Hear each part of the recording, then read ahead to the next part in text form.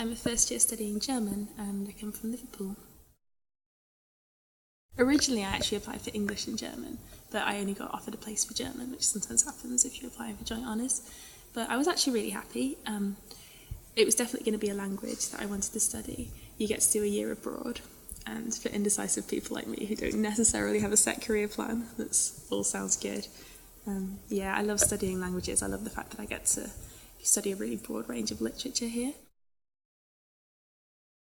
I've always loved reading, always loved literature, and I guess having done English Lit as an A-level, it's really interesting looking at the perspective that you don't necessarily get to know when you're growing up in England. You just think that all great books were written in English, and then you realise that no, some incredible books were written in German and loads of other languages. So I'm really enjoying getting that history.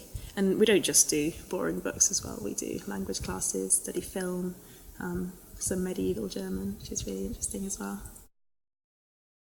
I didn't read any German books before coming to university, it's my guilty confession. I did watch a lot of films though, which were a really nice way of just, I guess, immersing yourself in German culture. Gives you lots to talk about without the pressure of having to understand an original German text, which is pretty tricky when you're still at A-level.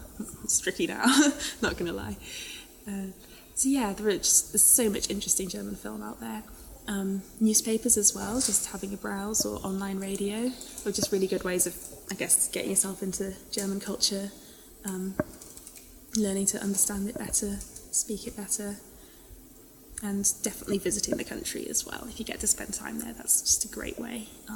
In my year abroad, I spent a month in Germany, my gap year rather, and just went around museums and stuff, and it was a really great way of getting to know the history, and just gave me lots to think about.